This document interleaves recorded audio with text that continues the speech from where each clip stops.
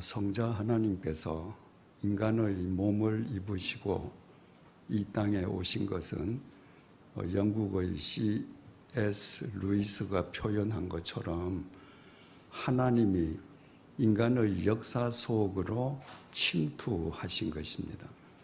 이 세상의 모든 종교는 그 종교가 믿는 신이 인간들로 자기에게 오라는 것입니다. 그래서 인간은 어떻게 찾아가야 될지도 알지 못하는 구도의 길을 평생 방랑하게 됩니다. 그러나 우리가 믿는 삼위일체 하나님은 나에게 오라고 하시지 않았습니다. 만약에 우리가 그 하나님을 찾아가야 한다면 우리 같은 죄인이 어떻게 그분을 찾아갈 수 있겠습니까? 그분이 먼저 인간의 역사 속으로 침투해 오셨습니다. 우리 곁으로 오신 거예요. 죄 많은 우리를 꾸짖고 벌하시고 심판하시기 위함이 아니었습니다. 우리를 죄에서 구원해 주시고 우리의 약함을 강하게 해 주시고 우리의 병을 치유해 주시기 위함이었습니다. 주님께서는 사람을 구별하시지 않았습니다. 어느 정도 학력 이상, 어느 정도 재산 이상만 내가 고쳐주마 그러지 않았습니다. 누구든지 당신 앞에 나오면 모든 사람을 구별하시지 않고 다 고쳐주셨습니다. 마태복음을 중심으로 주님께서 이 땅에서 어떤 병자들을 어떻게 고쳐주셨는지 잠시 생각해 보기로 하겠습니다. 주님께서는 한센 병자를 고쳐주셨습니다. 예전에는 나환자라고 했습니다. 온 살이 썩어 문드러지는 병이죠. 2000년 전에도 한센병은 무서운 전염병이었기 때문에 한센병에 걸린 사람들은 마을에서 떨어진 외딴 곳에 다 격리시켰습니다. 그러지 않으면 병이 정상적인 일반인에게도 전염되니까요. 만약에 한센병자가 그 격리된 곳에서 사람이 사는 마을로 들어오면 사람들이 돌을 던져서 쫓았습니다. 이 한센병자 한 사람이 예수님을 찾아왔습니다. 어떤 뜻이겠습니까? 내가 마을 사람으로부터 돌을 맞아 죽어도 좋다는 것입니다. 내가 돌을 맞아 죽는 한이 있더라도 예수님 한번 만나고 싶다는 겁니다. 그리고 예수님을 만나서 주님이 원하시면 썩어 문드러지는 이 나를 깨끗게 하실 수 있습니다라고 고백했습니다. 예수님은 이 땅에 오신 성자 하나님 아니십니까?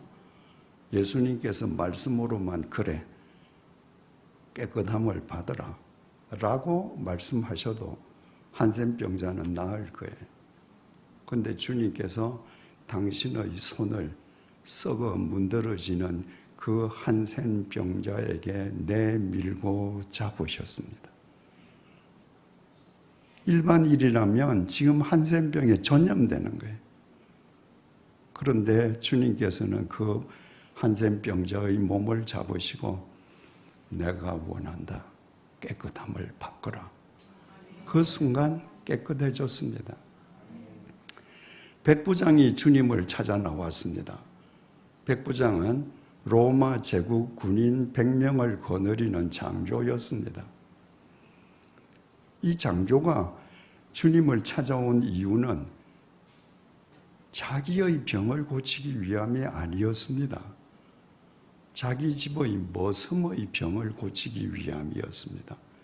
자기 집 머슴 중풍병에 걸려서 고통 가운데에 있습니다. 여러분, 2000년 전은 철저하게 계급 사회입니다. 머슴, 종, 이건 그냥 정상적인 인간 이하의 존재입니다. 그런데 자기 집에 머슴인 그 종을 고치기 위해서 백부장이 예수님을 찾아왔습니다. 그 말을 들으시고 예수님께서 가자, 내가 고쳐주마. 백부장이 이렇게 말하는 거예요. 주님, 저도 남의 수하에 있는 사람입니다. 제 상관이 명령하면 명령하는 대로 움직입니다. 제 수하에도 부하들이 있습니다. 그들에게 이리로 가라 하면 이리로 가고 저리로 가라 하면 저리로 갑니다. 주님 같으신 분이 내 집에 들어오는 것을 나는 감당할 수 없습니다. 주님, 여기서 명령만 하십시오. 그래도 내 종이 나을 줄로 믿습니다. 그 백부장은 이미 주님께서 시공을 초월하신 분이심을 알고 있었던 거예요. 주님께서 그래, 가거라, 네 종이 나았다. 그 순간에 종이 나았습니다. 주님께서 베드로의 집에 들어갔습니다. 베드로 장모가 열병에 누워 있었습니다. 주님께서 베드로 장모의 열병을 치유해 주셨습니다. 12년 동안 혈루증을 앓고 있던 여인이 있었습니다. 혈루증은 멈추지 않고 하혈을 밤낮으로 하는 병입니다. 이 여인은 그 혈루증을 낫기 위해서 12년 동안 자기가 찾아갈 수 있는 모든 의원을 찾아가면서 재산을 다 날렸습니다. 그러니까 혈루증에 걸리기 전에 상당한 재산을 가졌던 사람 같습니다. 유대인들은 여자가 하혈하는 것도 저주받은 상태라고 믿었습니다. 저주받은 여인이 공개된 장소에 나온다. 이건 금지된 사항입니다. 이 혈루증 환자가 예수님을 한번 만나고 싶었는데 예수님이 계신 곳에 갔더니 예수님 앞에 어마어마한 무리가 있습니다. 그 사람을 뚫고 예수님 앞으로 나갈 용기가 없었습니다. 그래서 이 혈루증을 앓던 여인이 예수님의 뒤로 가서 옷자락을 잡았습니다. 그 순간에 혈루 근원이 말랐습니다. 회당장 야이로라는 사람이 있었습니다. 그 야이로의 어린 딸이 죽었습니다. 요청을 받으신 예수님께서 야이로의 집에 들어갔더니 마당에서 사람들이 애곡을 하고 있습니다. 예수님께서 울지 말거라. 이 아이는 지금 자는 거다. 죽지 않았다. 그러니까 울던 사람들이 다 주님을 비웃었습니다. 죽은 아이가 뭐 잔다고? 예수님께서 그 아이가 죽어 있는 방에 들어가셔서 방에 죽어 있는 아이의 손을 잡으시고 달리다 쿰, 소녀야 일어나거라. 그 순간에 죽었던 아이가 일어났습니다. 예수님께서 길을 가시는데 맹인들이 예수님을 향해서 주여 불쌍히 여겨주십시오 소리를 질렀습니다. 나중에 또 맹인 얘기를 다시 드리겠습니다마는 가톨릭에는 주여 우리를 불쌍히 여겨주소서, 주여 우리에게 자비를 베풀어 주소서, 이런 기도문이 있습니다. 가톨릭 신자들은 시간이 나면 주여 우리를 불쌍히 여겨주소서, 주여 우리에게 자비를 베풀어 주소서. 개신교인들은 그런 기도하지 않습니다. 다 잘났거든요. 여러분, 우리는 불쌍한 존재입니다. 우리 스스로는 아무것도 할 수 없는데 우리는 다 할 수 있는 것이냐? 내 존재에 대해서는 생각하지 않고 나의 필요만 주님에게 기도합니다. 이 맹인은 주여 불쌍히 여겨주십시오. 주님께서 그 맹인들이 세상을 볼 수 있도록 치유해 주셨습니다. 한 손 마른 사람이 있었습니다. 한 손이 말랐다는 건 불구자라는 말이에요. 여러분, 예전에 갈릴리의 모든 남정네는 하루 벌어서 하루 먹고 사는 빈민들입니다. 남자가 한 손을 쓰지 못한다면 두 손을 쓰는 남자의 소득의 2분의 1만 얻는 게 아닙니다. 한 손밖에 못 쓴다면 두 손을 쓰는 남자의 소득의 4분의 1, 5분의 1밖에 못 얻는 거예요. 한 손으로 일해서는. 그 작은 소득으로 가족을 먹여 살려야 합니다. 얼마나 비참한 사람입니까? 주님께서 그 한 손 마른 사람의 손을 고쳐주셨습니다. 한 손으로 세상을 살아갈 때와 두 손으로 세상을 살아갈 때와 이 세상이 다르지 않겠습니까? 귀신에 들려서 말 못하는 농아를 주님께서 그를 사로잡고 있는 귀신을 쫓아내어 주시고 말을 할 수 있게 해 주셨습니다. 이처럼 주님께서는 당신을 찾아오는 모든 병자들을 구별하지 않고 다 고쳐주셨습니다. 그래서 마태복음 9장 35절이 이렇게 증언합니다. 예수께서 모든 도시와 마을에 두루다니사 그들의 회당에서 가르치시며 천국 복음을 전파하시며 모든 병과 모든 약한 것을 고치시니라. 모든 마을을 가서 모든 사람들의 모든 병과 모든 약함을 차별하지 않고 다 고쳐주셨습니다. 그렇다고 해서 주님께서 이 땅에 오셔서 병든 가련한 사람들의 병만 고쳐주신 것이 아닙니다. 당신을 만난 인간들이 당면한 생존의 문제, 인생의 문제도 해결해 주셨습니다. 어느 날 제자들이 주님과 함께 배를 타고 갈릴리 바다를 건너가는 도중에 갑자기 돌풍을 만났습니다. 배가 뒤집히려 그러고 모두 다 죽게 생겼습니다. 그때 주님께서 폭풍을 꾸짖으셨습니다. 그 순간 바다가 잠잠해졌습니다. 또 한 번은 제자들끼리만 배를 타고 갈릴리 바다를 건너갑니다. 그런데 그날 밤에도 돌풍에 이 배가 휩쓸렸습니다.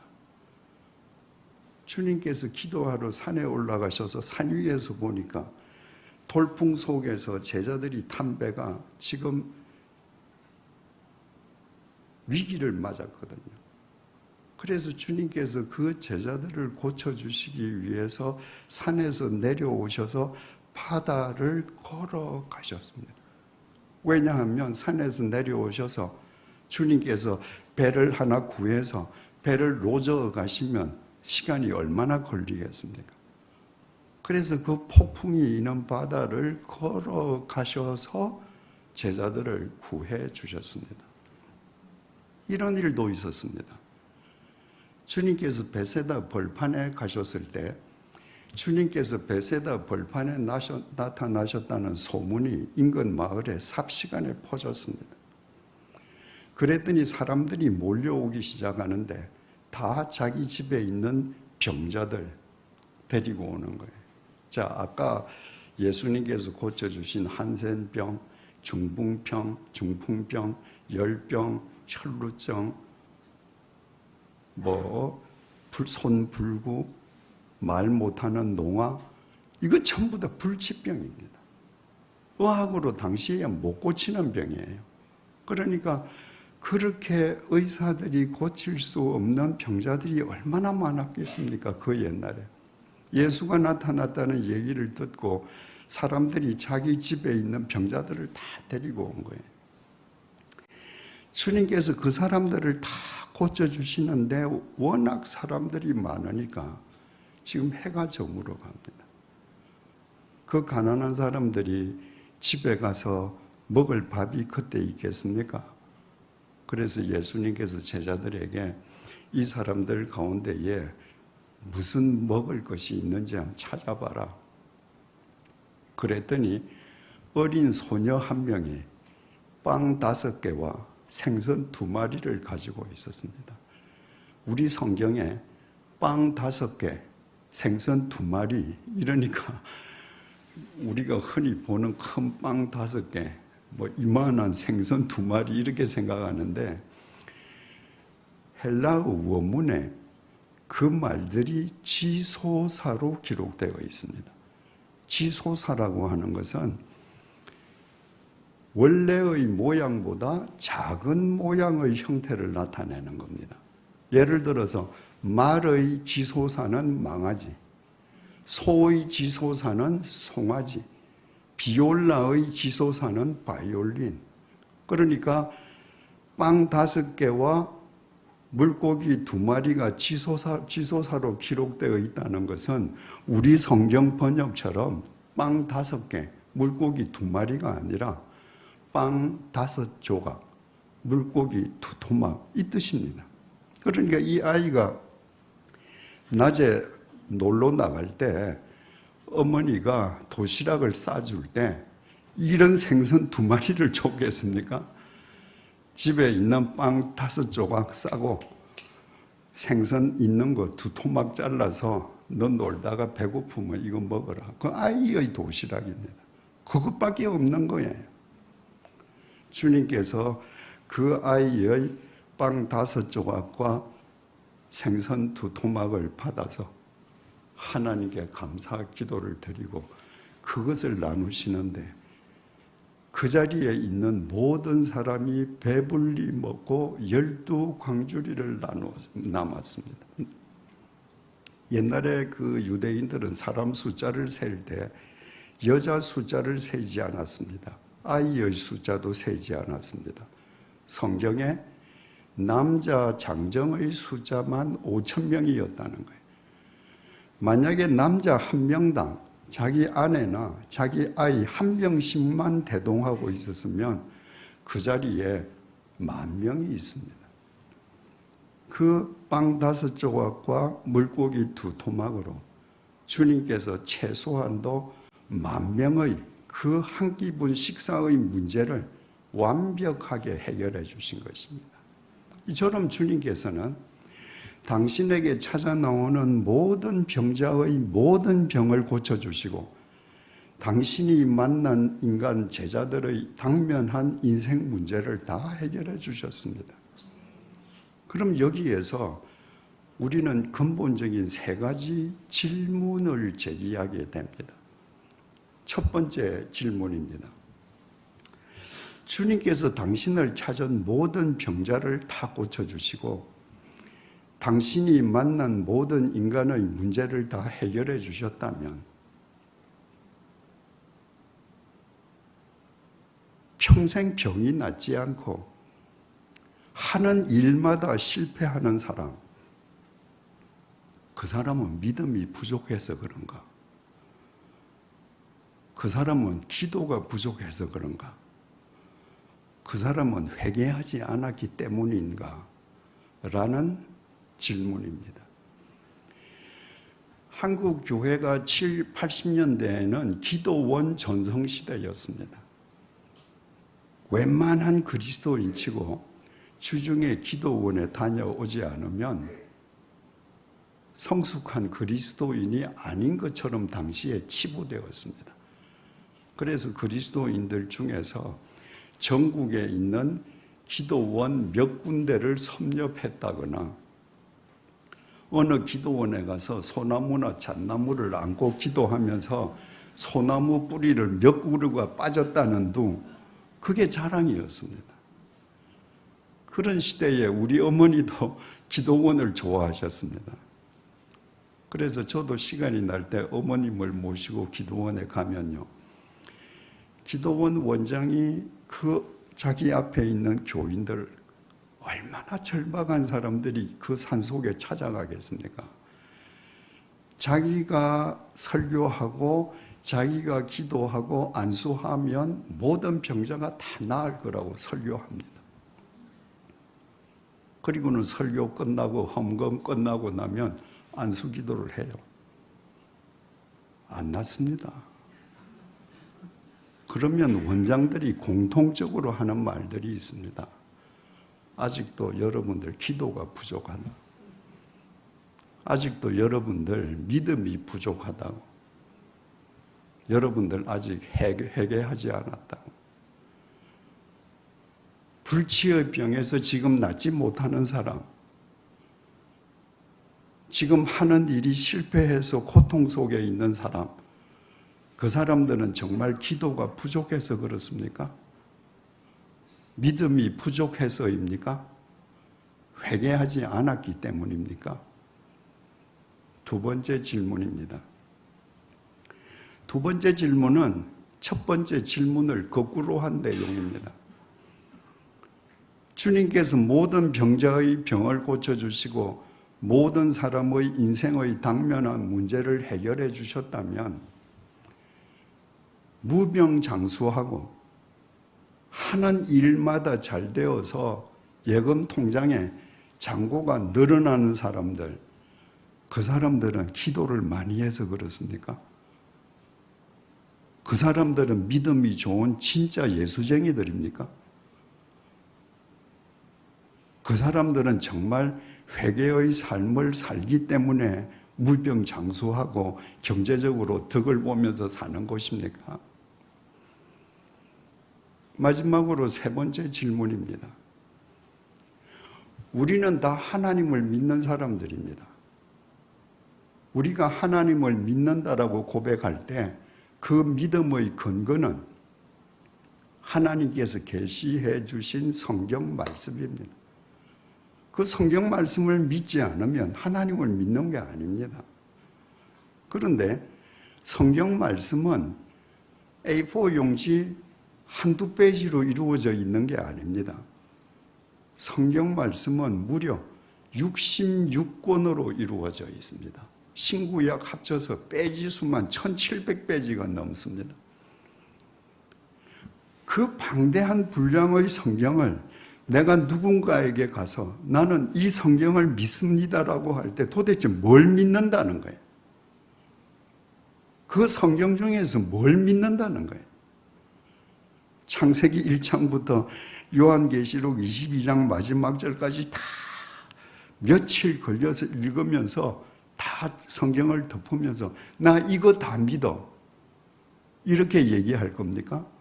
그러면 상대가 듣지 않고 집에 가버리죠. 그래서 그리스도인의 믿음의 핵심이 뭔가? 이 성경을 믿는다는 것은 무엇을 믿는다는 것인가? 를 압축한 것이 사도신경입니다. 사도신경을 믿는 것은 성경 66권을 압축해서 성경의 핵심이 이것이기 때문에 우리는 하나님을 이렇게 믿습니다. 그래서 예배 시간에 사도신경으로 우리의 신앙을 고백합니다. 그런데 우리의 신앙을 고백하는 것이 사도신경인데 그 사도신경 내용에 왜 예수님께서 모든 병자를 고쳐주신 것은 안 나옵니까?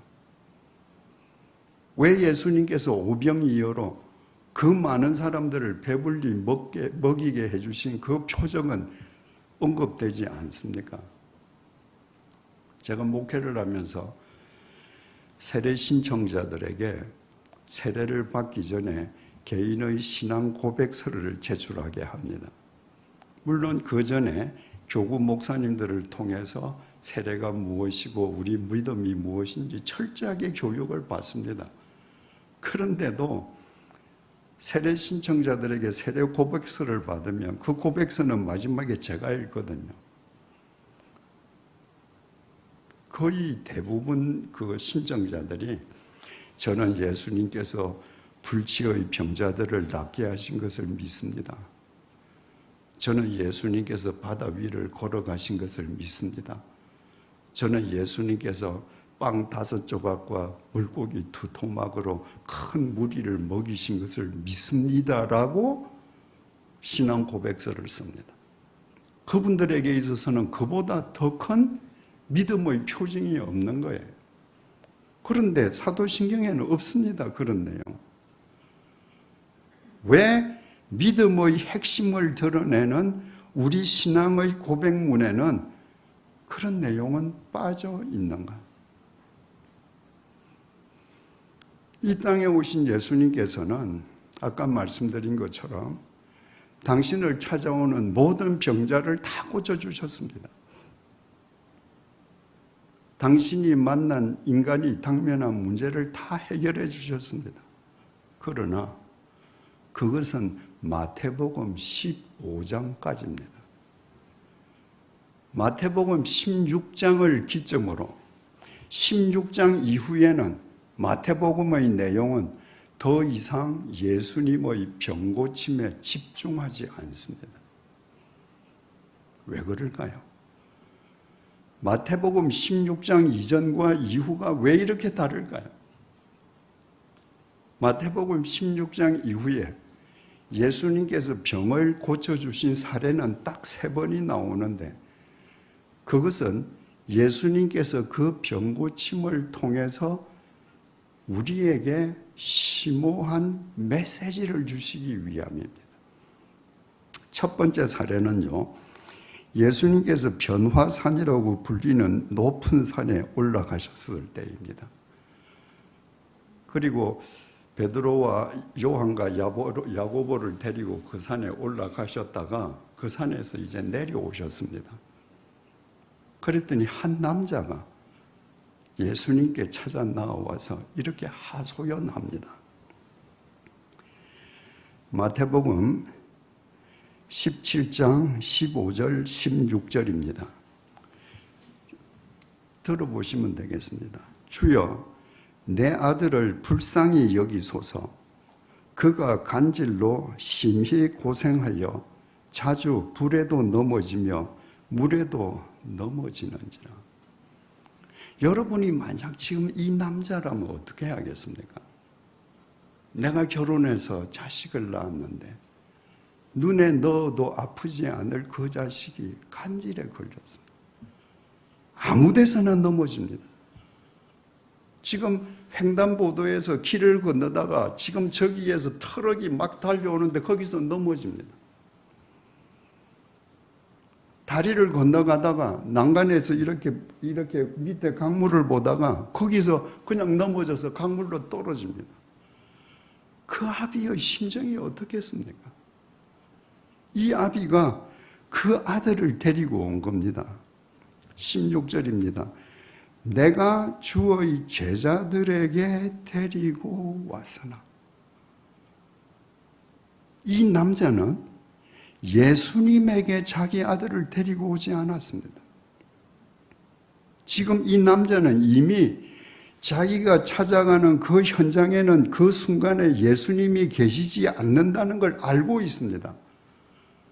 예수님은 계시지 않지만 그러나 예수님의 제자들도 예수님과 같은 능력을 행하지 않을까 하고 주의 제자들에게 데리고 왔으나 능히 고치지 못하더이다.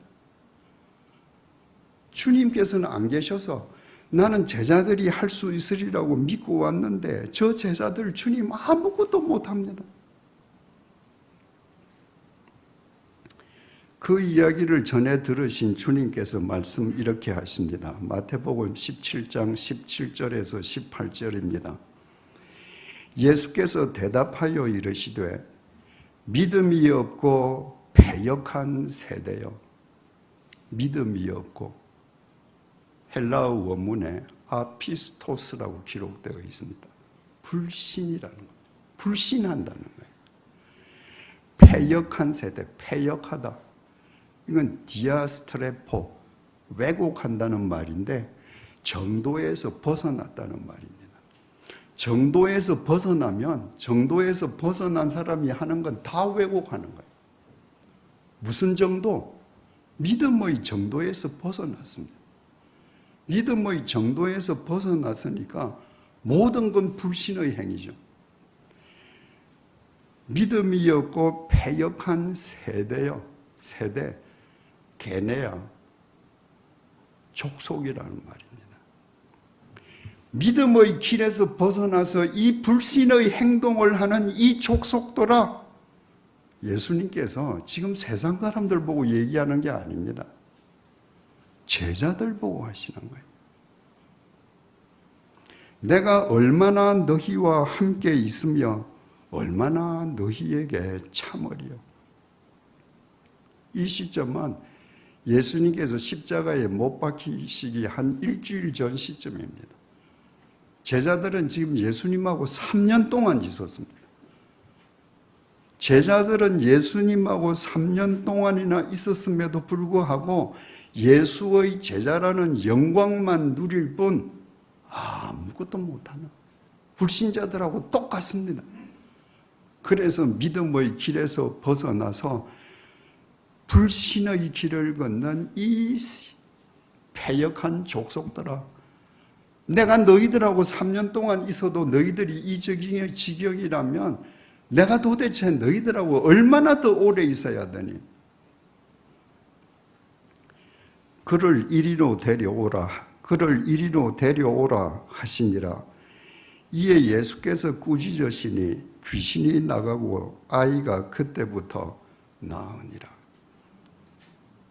그 아이가 간질로 고통받았던 것은 귀신 때문이었습니다. 그 예수님께서는 아이를 데려오게 하시고 한마디로 귀신을 꾸짖어서 그 아이의 간질을 치유해 주셨습니다.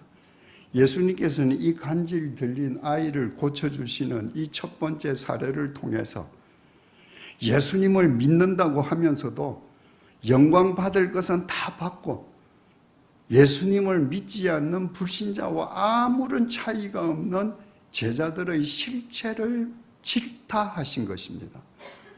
바로 우리에게도 물으시는 거예요. 내가 너희들하고 얼마나 함께 있었니? 근데 너희들 지금 믿음의 길 바로 걷고 있니? 이 메시지를 던져주시는 겁니다. 두 번째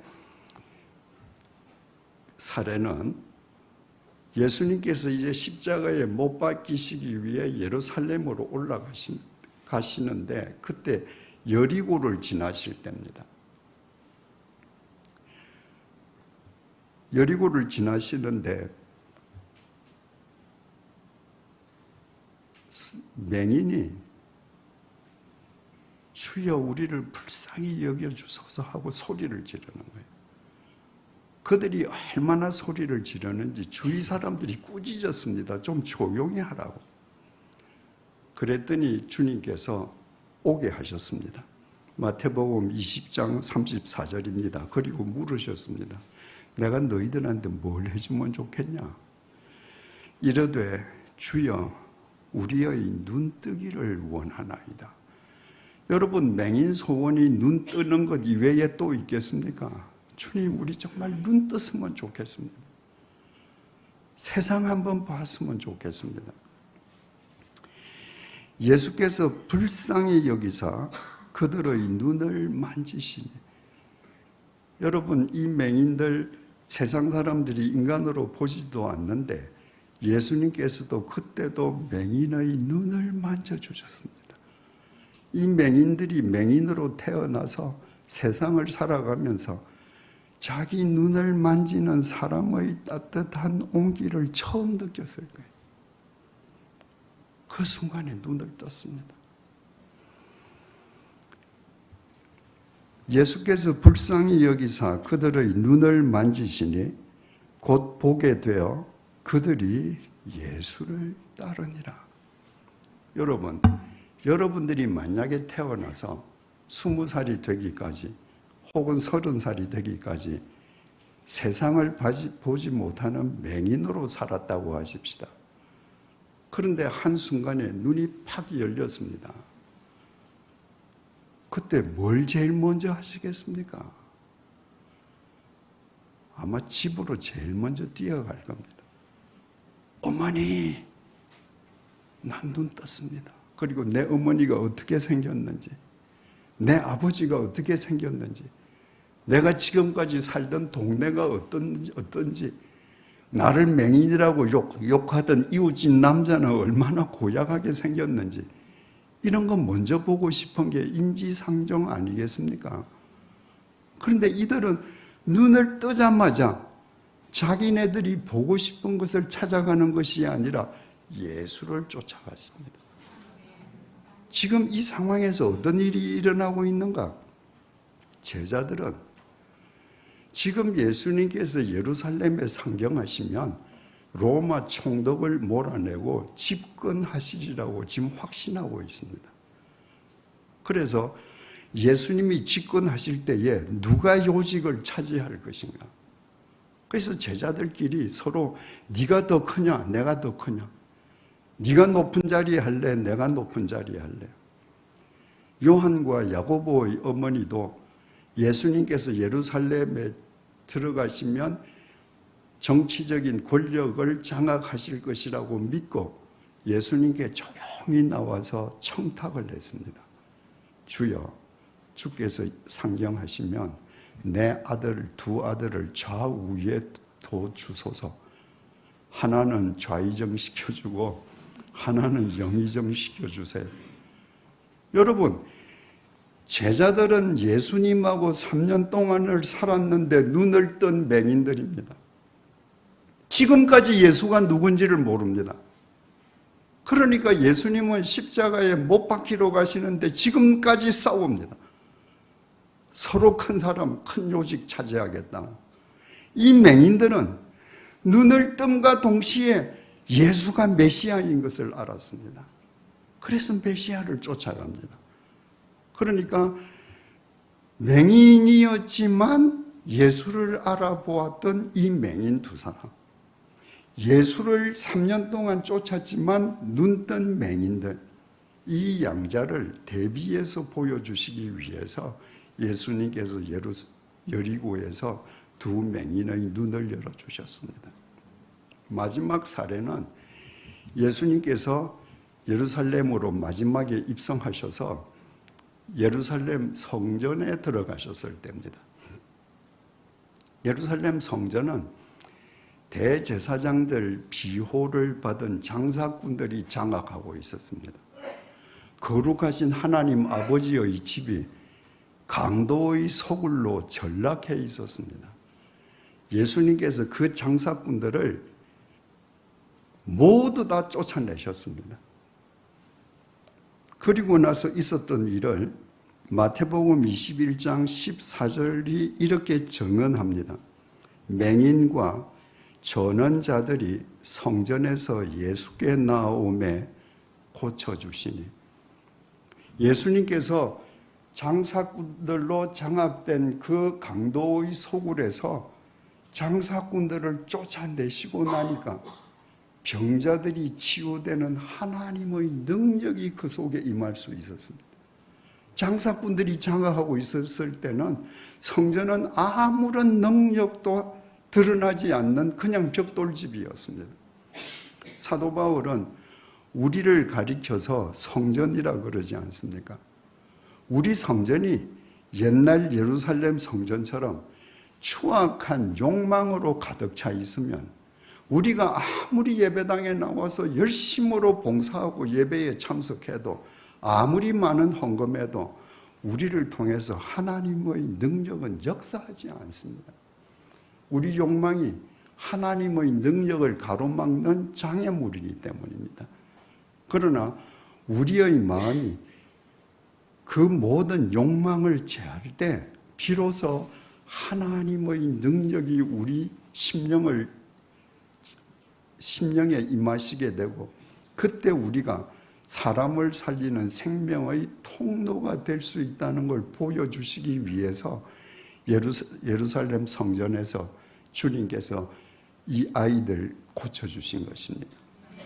이 세 사례 이외에는 마태복음 16장 이후는 그 누구도 고쳐주시는 내용을 보여주지 않습니다. 왜 이렇게 16장 이전과 16장 이전은 확연하게 구별되는가? 마태복음 16장에는 그 유명한 예수님과 베드로의 문답이 있었습니다. 예수님께서 가이사랴 빌립보에서 제자들에게 물으셨습니다. 얘들아, 너희에게 나는 누구니? 그랬더니 제자들을 대표한 베드로가 주는 그리스도시요 살아계신 하나님의 아들입니다 라고 고백했습니다. 주는 그리스도시요. 그리스도, 구원자라는 말이죠. 살아계신 하나님의 아들이십니다.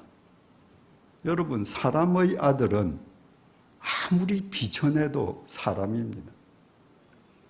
개 새끼는 아무리 비싼 명견이라도 개입니다. 베드로가 지금 예수님에게 당신이 하나님 아들입니다 하는 것은 당신이 하나님이라는 거예요. 당신도 하나님이라는 거예요. 주님과 베드로 간에 그 문답을 주고받은 그 장소가 가이사랴 빌립보라 그러지 않았습니까? 가이사랴 빌립보는 분봉왕 헤롯 빌립이 로마 황제 카이사르를 위해서 신도시, 대도시를 만들고 그 도시에 로마 황제의 칭호 카이사르를 붙이고 자기 이름 빌립을 붙여서 가이사랴 빌립보라고 명명했습니다. 로마 황제의 이름이나 카이사르 칭호가 붙은 도시에는 반드시 그 도시의 가장 중요한 지점에 로마 황제의 신전이 있었습니다. 당시 로마 황제는 인간으로부터 경배받는 지상의 신이었습니다. 지금 베드로가 예수님을 향해서 당신이 구원자요, 당신이 성자 하나님이십니다라고 고백한 것은 황제의 신전이 인간을 압도하는 그 황제의 도시에서 저 신전에서 인간의 경배를 받는 로마 황제가 하나님이 아니라 비록 남루한 행색일망정 나사렛 예수, 당신이 하나님입니다. 당신이 가진 것은 아무것도 없지만 삼권을 장악하고 있는 로마 황제가 우리를 구원할 구원자가 아니고 바로 당신이 구원자십니다. 주님께서 반석과도 같은 그 베드로의 고백을 받으시고 그 고백 위에 나의 교회를 세우리라고 천명하시지 않습니까? 그래서 교회란 주님을 구원자로, 주님을 성자 하나님으로 믿는 사람들의 모임입니다. 교회의 주인은 목사나 장로, 헌금 많이 하는 교인이 아니라 주님이십니다. 주님께서 내 교회를 세우신다고 했거든요. 이처럼 가이사랴 빌립보에서 주님께서 어떤 존재이신지 그리스도, 성자 하나님이심이 밝혀졌기 때문에 주님께서 제자들에게 당신께서 어떻게 인간을 구원하실지를 비로소 밝히십니다. 마태복음 16장 21절입니다. 이때로부터, 이때는 예수님께서 구원자시요 성자 하나님이심이 밝혀진 이때로부터 예수 그리스도께서 자기가 예루살렘에 올라가 장로들과 대제사장들과 서기관들에게 많은 고난을 받고 죽임을 당하고 제3일에 살아나야 할 것을 제자들에게 비로소 나타내시니, 이 이전까지는 이 구원 사역을 제자들에게 밝힐 수가 없었습니다. 제자들은 주님과 함께 하지만 주님이 메시아요 하나님의 아들이신 걸 모르고 있었거든요. 제자들이 알았기 때문에 비로소 당신이 고난 당하시고 부활하실 것을 이야기하십니다. 인간을 구원하시기 위해서는 당신이 십자가에서 인간의 죄값을 대신 치르시는 제물로 돌아가시고, 그리고 당신이 사흘째 되는 날 죽음을 깨트리고 부활하심으로 인간에게 영원한 생명의 길을 줄 수 있기 때문이었습니다. 이 구원사역을 밝히신 거예요. 마태복음 17장 22절에서 23절입니다. 갈릴리에 모일 때에 예수께서 제자들에게 이르시되 인자가 장차 사람들의 손에 넘겨져 죽임을 당하고 제3일에 살아나리라 하시니 제자들이 매우 근심하더라. 주님께서 두 번째로 당신의 순환을 예고하셨습니다. 십자가 고난 부활을 예고하셨습니다. 마태복음 20장 17절 19절입니다. 예수께서 예루살렘으로 올라가려 하실 때에, 지금 예수님께서 이제 십자가에 못 박혀 돌아가시기 위해서 예루살렘으로 올라가려 하실 때입니다. 12 제자를 따로 데리시고 길에서 이르시되, 주님께서 가시는 곳에는 어디나 사람들이 모여들었습니다. 그래서 주님께서 그 제자들을 무리에서 떼어서 따로 데리시고 길가에서 얘기하셨습니다. 보라, 우리가 예루살렘으로 올라가노니. 얘들아, 우리가 지금 예루살렘으로 왜 올라가는지 너희들 다 알지? 인자가 대제사장들과 서기관들에게 넘겨짐에 그들이 죽이기로 결의하고 이방인들에게 넘겨주어 그를 조롱하며 채찍질하며 십자가에 못 박게 할 것이나 제3일에 살아나리라. 세 번째로 당신의 순환을 예고하셨습니다. 그러니까 이처럼 마태복음 16장 이후의 모든 내용은 예수 그리스도의 십자가와 부활에 집중되어 있습니다. 왜? 그 십자가와 부활만이 우리를 살리기 때문입니다. 마태복음 16장 이전에서 내가 병이 들렸는데 예수님에게 가서 만나서 병이 나았다고 하십시다. 그 사람이 영생합니까? 아닙니다. 육체의 병이 아무리 나아도 우리 육체는 때가 되면 흙으로 소멸합니다. 이 흙으로 소멸하는 인간들을 영원히 살게 하시는 방법은 십자가와 부활밖에 없습니다. 그래서 마태복음 16장 이후부터 모든 마태복음의 포커스는 십자가와 부활에 맞춰지는 거예요.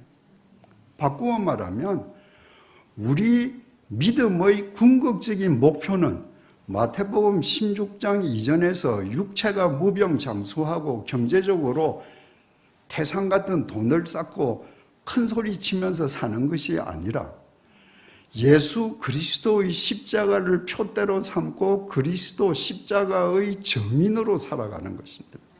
그것이 구원받은 표징이기 때문입니다. 그러므로 참된 믿음은 뭔가? 마태복음 16장 이전 상태에서 마태복음 16장 이후로 넘어가는 것입니다. 거기에 성숙이 있고 원숙이 있습니다.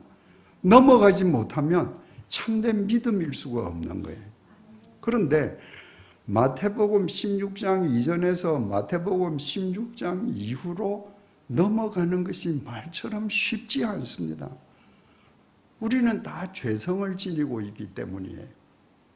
아까 예수님께서 가이사랴 빌립보에서 베드로가 예수님께서 구원자시요 성자 하나님이심을 밝혔기 때문에, 고백했기 때문에 그 고백 위에 당신의 교회를 세우실 것을 천명하시고 그때로부터 비로소 이제 당신의 고난과 부활을 밝히셨잖아요.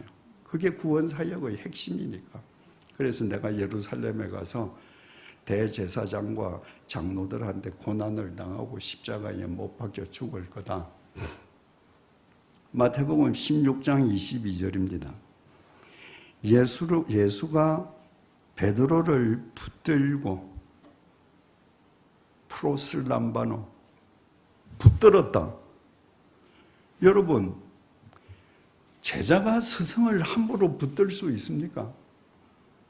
지금 방금 베드로는 예수님을 가리켜서 당신이 성자 하나님이라고 고백하지 않았습니까? 인간이 어떻게 하나님을 붙듭니까? 이 단어 뜻은 옷자락을 낚아챘다는 말입니다. 베드로가 예수님의 옷자락을 낚아채면서 항변하여 이르되, 항변하다, 에피티마오, 야단쳤다는 겁니다. 베드로가 지금 예수님을 야단치는 겁니다. 주여 그리 마옵소서, 이 일이 결코 죽게 미치지 아니하리이다. 우리나라 성경은 고상하게 아주 젠틀하게 예의 있게 이렇게 번역이 되어 있습니다. 여러분 헬라어에는 존댓말이 없습니다.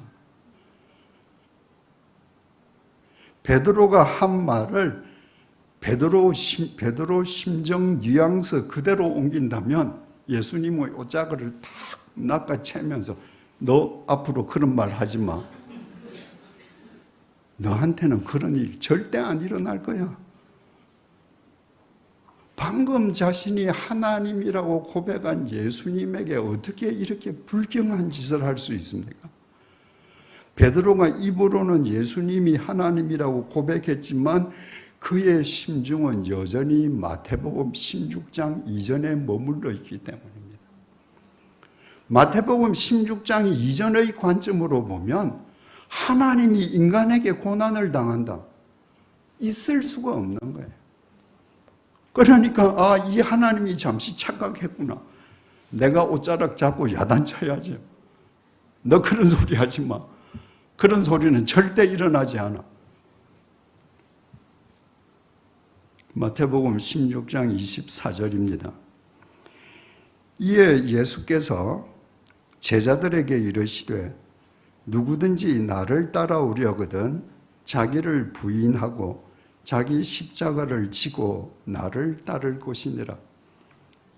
여러분 이 구절을 뒤집으면 무슨 말이 됩니까? 나를 따르려거든 누구든지 자기를 부인하고 자기 십자가를 지고 나를 쫓아라. 이 말을 뒤집으면 네가 아무리 나를 쫓는다고 해도 네가 너를 부인하지 않으면, 네가 네 십자가를 지지 않으면 너는 나를 쫓는 거 아니야. 너는 나를 쫓는다고 착각하는 종교적인 열심가일 뿐이야. 그 말이야. 네가 나를 따르려거든 누구든지 나를 따르려거든 자기를 부인하라. 그 자기가 어떤 자기입니까? 마태복음 16장 이전에서 자기 육체의 안일만 꾀하는 자기를 부인하라. 그것 부인하지 않으면 마태복음 16장 이후로 넘어오지 못한다. 자기 십자가를 지라. 2000년 전에 십자가는 사형수를 죽이는 형틀입니다. 그러니까 십자가 하면 당시 사람들은 다 아는 거죠. 십자가는 죽음의 상징입니다. 자기 십자가를 져라. 너 스스로 십자가에 너를 못 박아라. 네 자신을 죽여라. 어떤 자신을? 마태복음 16장 이전의 너를 십자가에 못 박아 죽이지 않으면 너는 결코 마태복음 16장 이후 십자가의 예수와 부활을 따르는 그리스도인이 될 수 없다. 마태복음 16장 25절입니다. 누구든지 제 목숨을 구원하고자 하면 잃을 것이요. 누구든지 구원하고자 하는 제 목숨은 어떤 목숨이에요? 마태복음 16장 이전 목숨입니다. 마태복음 16장 이전에서 누구든지 더 잘 살려고, 더 건강하게 살려고, 더 오래 살려고 아무리 발버둥 쳐도 결국은 잃을 것이요. 한 줌의 흙으로 소멸될 것이요. 누구든지 나를 위하여 제 목숨을 잃으면, 누구든지 십자가의 증인이 되기 위해서 마태복음 16장 이전의 자기를 못 박으면 찾으리라. 영원한 생명을 찾으리라. 그러면 베드로가 마태복음 16장 이전의 관점으로 예수님의 옷을 낚아채고 꾸짖고 그렇게 했던 베드로가 예수님의 이 말씀을 듣고 그래 내가 참 잘못했어. 이제 16장 이전의 삶을 발판으로 삼아서 내가 16장 이후로 넘어가야지 하고 넘어갔습니까? 아니었습니다. 오늘 본문은 예수님께서 대제사장 그 무리들에게 잡히셔서 제사장 그 집들에 가셨을 때에 일어난 일입니다. 거기에서 제사장 무리는 예수님이 사형받아 마땅하도다고 선언을 했고, 그 뜰에 있던 사람들은 예수님에게 침을 뱉고 주먹으로 예수님을 때리고 손바닥으로 예수님의 뺨을 때리고 했습니다. 말하자면 예수님에게 그 많은 무리가 집단적으로 지금 린치를 가하는 거예요. 그 상황입니다. 마태복음 오늘 본문 마태복음 26장 69절입니다.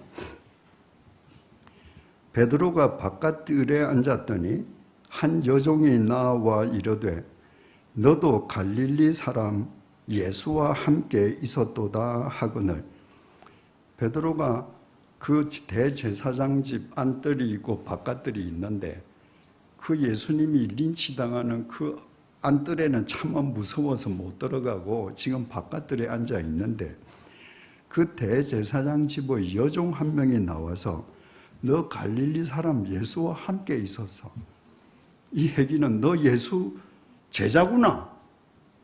이렇게 소리쳤습니다. 70절 베드로가 모든 사람 앞에서 부인하여 이르되, 지금 베드로에게 너 예수의 제자지 하고 얘기한 건 여종이 베드로한테 한 얘기입니다. 그럼 베드로가 그 여종한테만 조용하게 나 예수 제자 아니야, 그렇게 얘기한 게 아닙니다. 모든 사람 앞에서 부인하여 가로되 나는 네가 무슨 말을 하는지 알지 못하겠노라 하며. 네가 하는 말 모르겠다, 이게 뭐예요? 난 예수 제자 아니야. 모든 사람 앞에서 큰 소리로 얘기했습니다. 왜? 한 사람이라도 베드로를 예수의 제자라고 확정해서 낙인 찍을 때 지금 예수가 당하는 집단 린치를 자기도 당할 거 아닙니까? 그래서 큰 소리로 지금 아니라고 부인했습니다. 71절입니다. 앞문까지 나아가니, 그 말을 하고 이제 대문으로 주랭랑 치는 거예요. 그 안에 더 있으면 지금 화를 당하겠습니다. 다른 여종이 그를 보고 거기 있는 사람들에게 말하되 이 사람은 나사렛 예수와 함께 있었도다 하며, 지금 대문으로 빠져나가려고 하는데 한 여종이, 그 여종은 첫 번째 여종하게 다르게 거기 있는 모든 사람들을 향해서 여기 나사렛 예수 제자가 있다라고 소리를 쳤습니다. 72절 베드로가 맹세하고 또 부인하여 이르되 나는 그 사람을 알지 못하노라 하더라. 첫 번째는 부인만 했는데 두 번째는 맹세까지 했습니다. 나 맹세코 저 사람 제자 아니야. 여러분, 유대인은 믿음이 좋든지 안 좋든지 그들은 맹세할 때 전부 하나님의 이름으로 맹세했습니다. 지금 베드로는 지금 하나님의 이름으로 맹세하는 거예요. 내가 하나님의 이름을 걸고 맹세컨대 나는 저런 작자 제자 아니야.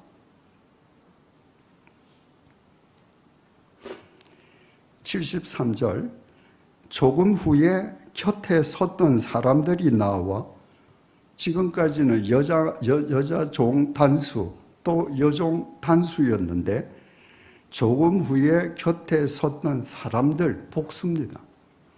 나와 베드로에게 이르되 너도 진실로 그 도당이라, 내 말소리가 너를 표명한다 하거늘. 이 지금 여자 한 명이 아니고 거기에 있는 사람들이 집단적으로 우르르 나와서 너 예수 한 편 맞잖아. 너 지금 갈릴리 억양이 증명하잖아. 갈릴리 사람들은, 빈민들이 예루살렘에 갈 일도 없으려니와 혹시 장사를 위해서 예루살렘 간다 할지라도 대제사장의 공간에 갈 일은 결코 없었습니다. 그런데 이 갈릴리 베드로가 지금 나 아니야, 예수 제자 아니야 하는데 그 말의 억양이 갈릴리 억양인 거예요. 그러니까 집단이 나와서 너 맞잖아. 너 갈릴리 억양으로 말하니까 너 예수 한패 맞잖아. 74절 그가 저주하며 누구를 저주했겠습니까? 예수를 저주했습니다. 저 저주받을 작자 맹세하여 이르되 저 저주받을 작자를 내가 맹세하여 말하는데 나는 그 사람을 알지 못하노라 하니 곧 달기 울더라. 내가 맹세하건대 난 저 사람하고 아무 관련이 없어. 처음에는 부인했죠. 두 번째는 맹세하고 부인했죠. 세 번째는 저주하고 맹세하고 부인했습니다. 여러분, 이것이 무서운 죄의 정폭성입니다. 죄는요, 한 번 손을 대면 어떤 경우에도 축소되지 않습니다. 죄는 그 자체의 힘으로 계속 정폭되는 거예요. 그래서 바로 그 마당에 예수님이 지금 린치를 당하고 계시는데 가서 예수님을 구해낸다든지 예수님 편이 되는 생각은 하지 않고 그 린치 당하는 예수님을 저주하면서 내 맹세코 단언하건대 나 저 작자 패거리 아니야. 그랬더니 달기 울었습니다. 예수님께서 제자들과 최후의 만찬을 마치시고 겟세마네 동산에 기도하러 가실 때 제자들에게 말씀하셨습니다. 오늘 밤에 너희들이 다 나를 버릴 거야. 지금 제자들은 다 날이 밝으면 예수님께서 집권하시리라는 허망한 꿈에 사로잡혀 있습니다. 근데 그 제자들이 예수님께서 잡혀가시고 고난당하는 걸 보면 다 도망갈 거 아닙니까? 그걸 밝히신 거예요. 그랬더니 베드로가 말하기를 모든 사람이 주를 버릴지라도 나는 결코 주를 버리지 않을 겁니다. 그랬더니 주님께서 베드로야, 오늘 밤에 달기 울기 전에 네가 나를 3번 부인할 것이다. 그랬더니 베드로가 말하기를 내가 주와 함께 죽을지언정 저는 주님 부인하지 않을 겁니다. 그렇게 호언장담한 베드로가 주님을 부인하고 맹세해서 부인하고 저주하고 맹세해서 부인했습니다. 그 순간에 달기 우는 소리를 들으니까 달기 울기 전에 네가 나를 3번 부인하리라 하는 주님의 말씀이 생각이 나지 않을 수 있겠습니까? 75절입니다. 이에 베드로가 예수의 말씀에 닭 울기 전에 내가 3번 나를 부인하리라 하심이 생각나서 밖에 나가서 심히 통곡하니라. 자기 스승을 저주하면서 맹세하고 부인하고 겨우 목숨은 구했는데 그 닭소리를 듣고 스승의 음성이 기억날 때 자기 스스로가 얼마나 비참하겠습니까? 얼마나 한심하겠습니까?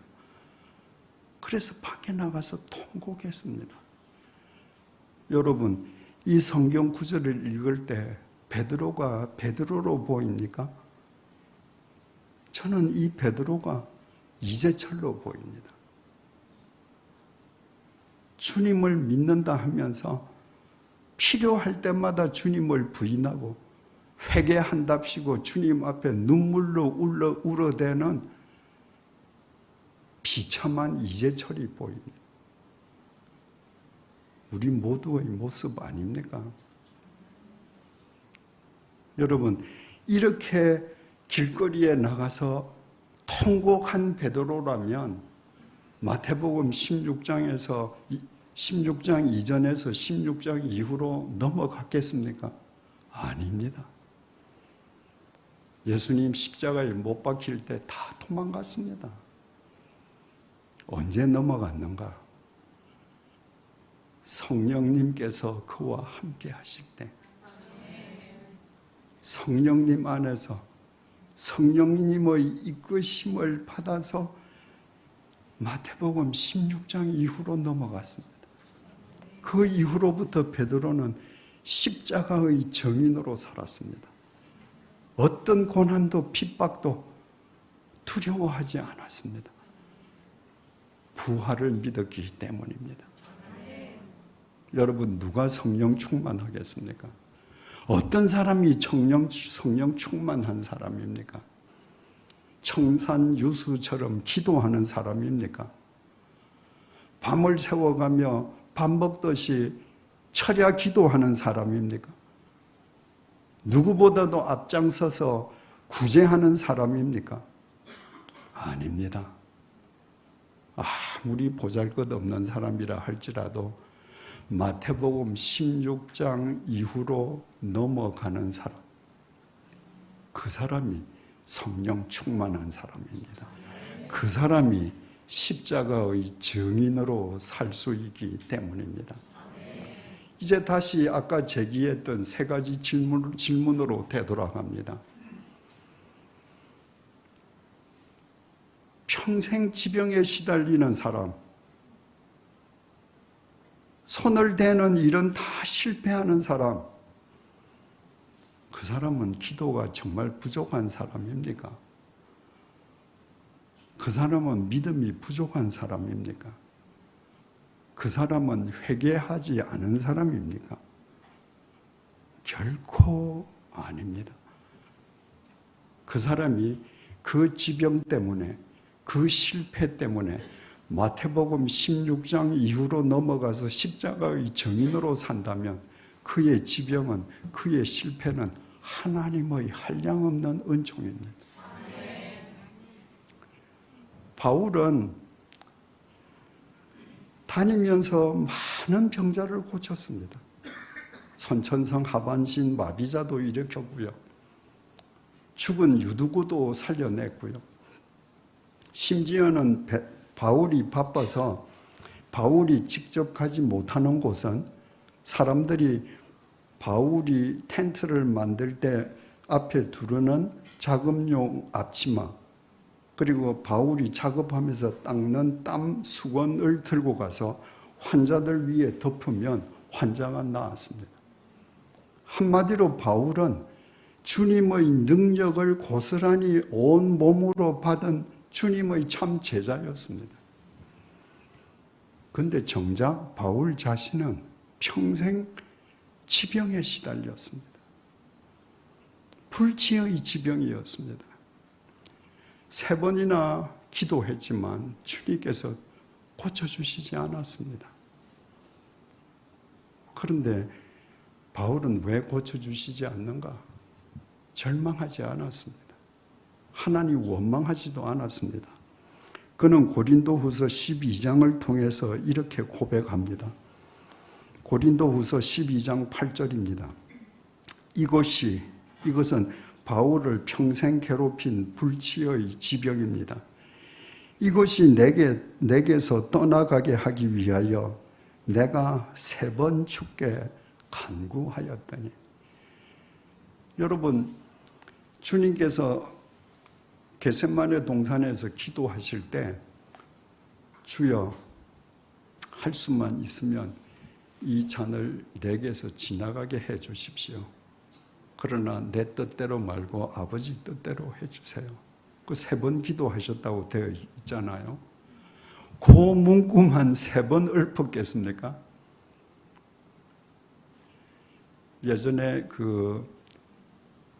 그리스도의 순환이라고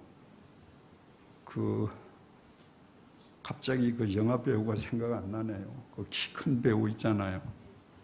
멜 깁슨이 주연하는 그 영화를 보면요, 그 예수님께서 기도하시는 장면이 적나라하게 나와 있습니다. 예수님이 땅에 엎드려서 주여 피하게 해주십시오. 피하게 해주십시오. 할 수만 있으면 피하게 해주십시오.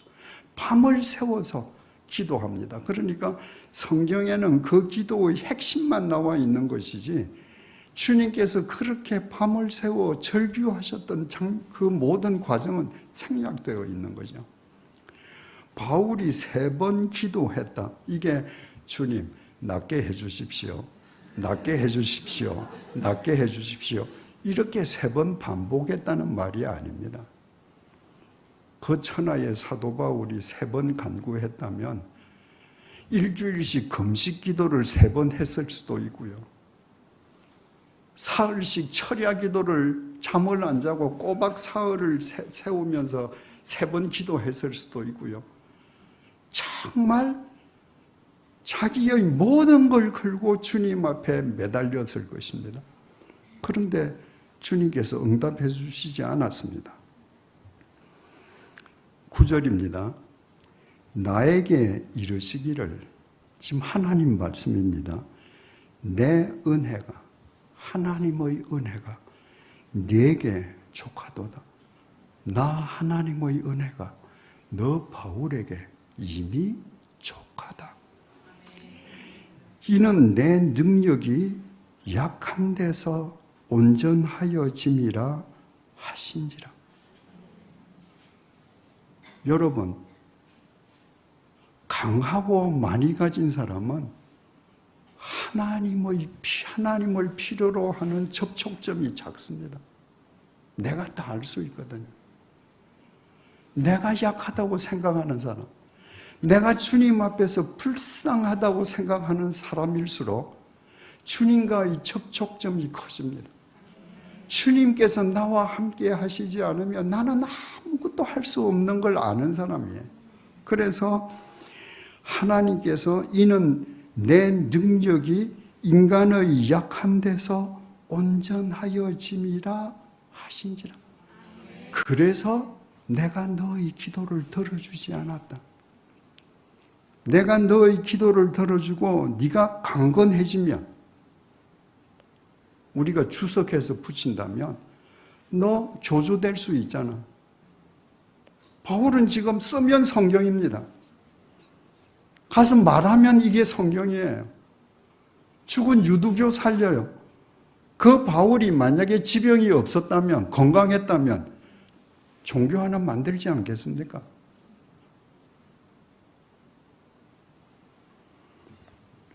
그러므로 도리어 크게 기뻐함으로 나의 여러 약한 것들에 대하여 자랑하리니 이는 그리스도의 능력이 내게 머물게 하려 함이라.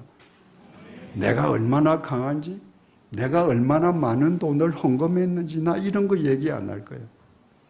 나의 약한 것, 나는 할 수 없는 불쌍한 존재라는 것만 이제부터 자랑할 거예요.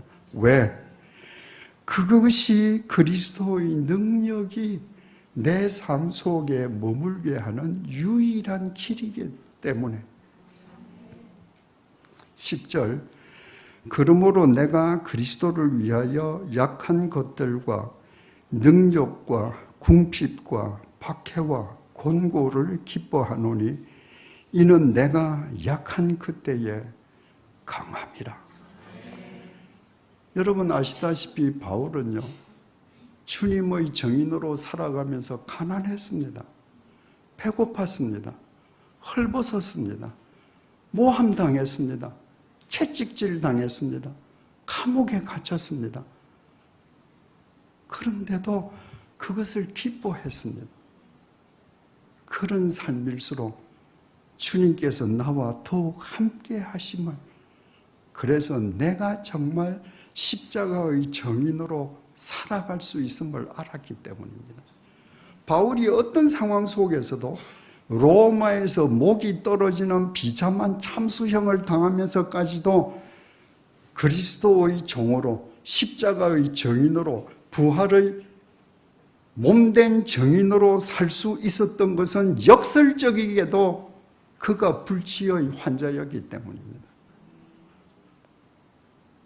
불치의 병자로 평생 살아가면 실패자인가?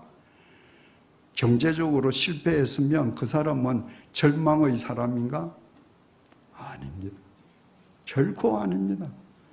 만약에 그 사람이 그 실패 때문에, 그 지병 때문에 마태복음 16장에서 16장 이후로 넘어갈 수 있었다면 그것보다 더 큰 하나님의 복이 없습니다.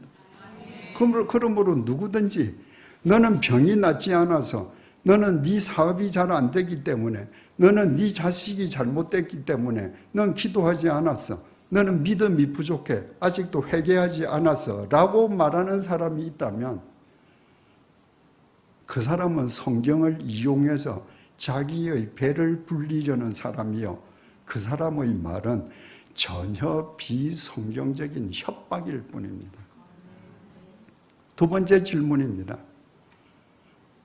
오늘 한국 교회 교인들 대부분이 바라는 것, 무병장수하고 건강하게 살아가는 것, 손대는 사업마다 다 잘 되는 것, 자식들이 다 잘 되는 것, 그건 믿음이 좋기 때문입니까? 기도를 많이 했기 때문입니까? 그 장본인이 회개의 삶을 살기 때문입니까? 결코 아닙니다. 이제 방금 앞에서 바울의 경우를 들어서 말씀드렸지만 결코 아닙니다. 여러분, 내가 병이 들어서 교회의 문턱을 넘을 수 있습니다. 내가 건강해지려고. 내가 가난하기 때문에 정말 주님의 은혜로 경제적으로 좀 넉넉하게 살고 싶어서 교회의 문턱을 넘을 수 있습니다. 여러분들 전도할 때 그렇게 하시잖아요. 교회 오면 병 낫는다고, 교회 오면 일 잘 된다고. 그래서 나의 병약함과 나의 가난함은 교회의 문턱을 넘을 수 있는 좋은 동기부여가 됩니다. 그런데 평생을 나는 무병장수하고 돈 많은 사람으로 살 거야 라고 한다면 그 사람은 마태복음 16장 이전에 갇힌 사람이고, 그 사람의 믿음은 믿음이 아니라 미신입니다. 여러분, 믿음과 미신의 차이는요, 자기 변화 유무에 있습니다. 믿음은 예수 그리스도의 진리가 절대 생명인 것을 알아서 그 진리 앞에서 나를 날마다 부인해가는 사람입니다. 그러면 변화해가요. 마태복음 16장 이전의 사람이 16장 이후의 사람으로, 십자가의 사람으로 변화해 갑니다. 미신은요, 내 주머니에 있는 돈과 나의 재주로 신을 달래고 얼루어서 신을 변화시키려는 겁니다. 내가 지금 이런 거 하려는데 신, 당신이 좀 봐줘요. 미신은 절대 자기는 변화되지 않습니다. 여러분, 무당을 찾아다니면서 하루 저녁에 수천만 원짜리 굿하는 사람이 굿을 10번 했더니 그 삶이 거룩해졌다, 그런 거 봤습니까? 굿을 하면 할수록 욕망 덩어리가 됩니다. 마태복음, 평생 내가 예수를 믿는데 마태복음 16장 이전에만 내가 머물러 있겠다, 그 믿음이 아닙니다. 그건 미신입니다. 내가 아무리 종교적인 열심을 다해도 십자가와 무관합니다. 십자가와 무관한 사람, 부활과 무관한 사람은 주님과도 무관한 사람입니다. 그래서 16장 이전에 있는 사람은 날마다 자기를 부인하면서 자기의 그 삶의 정황을 좋은 믿음의 동기부여로 삼아 16장 이후로 넘어가는 사람이 되어야 합니다. 세 번째 질문입니다. 왜 사도행전에는, 사도신경에는 우리가 가장 관심을 갖고 우리가 가장 즐겨보는, 왜 병자가 낫고 오병이 이어 역사가 일어나고 주님께서 바다 위를 걸어가신 이야기는 왜 없는가? 여러분, 그런 이야기는 다른 종교에도 다 있습니다. 저 이슬람교 마호메트도, 불교의 부처님도 기적 다 행했다고 합니다. 그런데 신이 인간을 구원해주기 위해서 당신이 인간의 죄값을 치르시고 십자가의 제물이 되어서 죽었습니다. 여러분, 신이 우리의 죄값을 대신 치르시고 죽어주시는 건 고마운데 그것으로 끝났다면 우리도 여전히 죽는 겁니다. 그런데 그 신이 죽음 한가운데에서 죽음을 깨트리고 일어났습니다. 그래서 그분 안에서 우리의 죄값이 용서받을 뿐만 아니라 영원히 사는 삶의 길을 얻었습니다. 어느 종교의 신이 그런 것을 주었습니까? 오직 예수 그리스도 뿐입니다. 그래서 사도신경에는 그것만이 우리 믿음의 핵심으로 기록되어 있는 겁니다. 바꾸어 말하면 사도신경은 모두 마태복음 16장 이후의 내용입니다. 16장 이전은 믿음의 동기일 뿐, 믿음의 목적이나 믿음의 궁극적인 목표가 될 수 없기 때문에 사도행전에 넣을 수 없는 겁니다. 결론을 맺겠습니다. 우리 자신을 한번 되돌아보십시다. 우리는 어떤 신자입니까? 우리가 열심을 다해 예수를 믿는데 실은 마태복음 16장 이전에 머물러 있지 않습니까? 우리의 목적은 오직 예수를 위해서 건강하고 경제적으로 부유하게 살고 자식들 이 세상에서 떵떵거리면서 사는 거 원치 않습니까? 여러분, 그것은 썩어 문드러질 이 고기 덩어리를 위해서 사는 겁니다. 어느 날 한순간에 여러분의 코끝에 호흡이 멎어지면 여러분이 쌓아 올린 억만금의 돈 다 필요 없습니다. 여러분이 쌓아 올린 돈이 많으면 많을수록 사랑하는 여러분의 자식들이 그 돈 많이 차지하겠다고 원수가 되어서 이전 투구 벌립니다. 여러분 주위에 그런 사람들 많죠. 여러분이 죽고 나면 여러분 재산 놓고 자식들이 똑같이 할 겁니다. 여러분들이 마태복음 16장 이전의 사람으로 살면. 사랑하는 정암교회 교우 여러분, 우리 모두 성령님의 조명 아래에서 성령님의 이끄심을 받아 마태복음 16장 이전에서 마태복음 16장 이후로 넘어가십시다. 마태복음 16장 이전에 안주하려는 우리 자신을 부인하십시다. 마태복음 16장 이전에서 이 고기 덩어리를 위해서 살려는 우리를 십자가에 못 박으십시다. 남을 배려하는 삶도, 나의 것을 풀어서 남에게 헌신하는 삶도, 누군가를 위해서 내 생을 바쳐서 희생하는 삶도 모두 마태복음 16장 이후에서만 가능합니다. 그래서 그리스도인의 향기는 마태복음 16장 이후에서만 나는 겁니다. 마태복음 16장 이전에서는 이기심의 악취만 진동하는 것입니다. 우리 모두가 마태복음 이후로 넘어가서 그리스도의 향기가 될 때 우리로 인해서 이 혼탁하고 어두운 세상은 맑아지고 밝아질 것이며 살만한 세상이 될 것입니다. 기도하시겠습니다.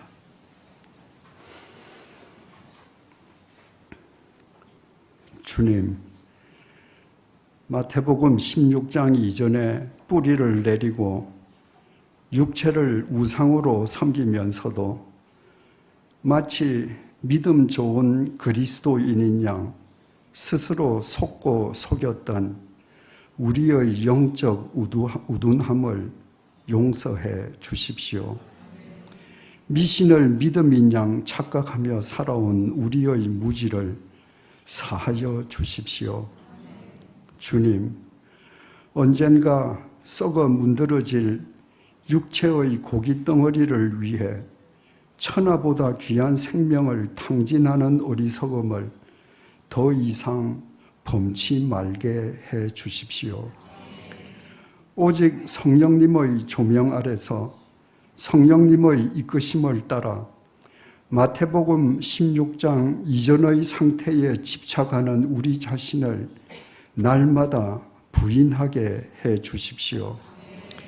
우리의 육체를 우상으로 섬기려는 우리 자신을 예수 그리스도의 십자가에 미련 없이 못 박게 해 주십시오. 그리하여 우리 믿음의 표대가 마태복음 16장을 뛰어넘어 예수 그리스도의 십자가와 부활이 되게 해 주십시오.